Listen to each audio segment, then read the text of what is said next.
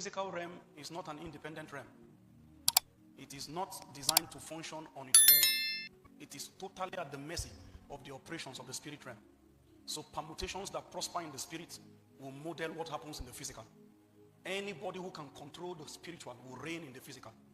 And anybody who is cut off from the civilization of the spirit, he will be rendered handicapped in the physical. This is why the eternal pattern of God is thy kingdom come, thy will be done in earth as it is in heaven. Meaning that which has taken shape in the heaven, it will replicate itself on the earth.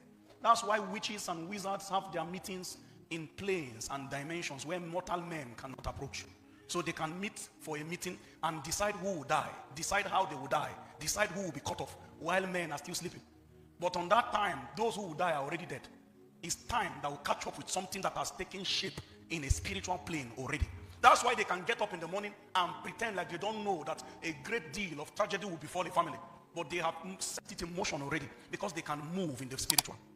The reason why I said let us pray is because it is evident that if you don't have any mercy, any form of grace, any form of intervention from the spiritual, your physical effort will count for nothing. I put it better, except the Lord builds a house. The man knows I'm not lazy, but your effort will never translate to anything tangible. The laborer labor in vain, except the Lord watcheth over his city. The watchman did not sleep, but a great tragedy will befall him because it is God that keeps, is the spiritual that guarantees the physical. I give you 1 more minute wherever you are. Maybe you take it serious this time. Maybe you can see how vulnerable your life is without the aid of the spirit. You can tell him now, do something in my life that I will never forget. Visit me by your power. When you see people prayerless, it's because they don't know how vulnerable we are in this physical plane. The greatest display of pride is prayerlessness. And the strongest posture of humility is prayer.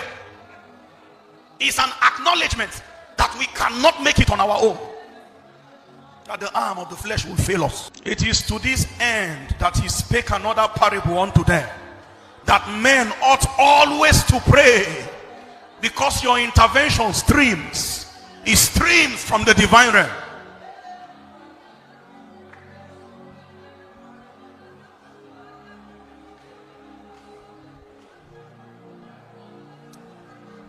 My brother, if you know where you are, you will pray.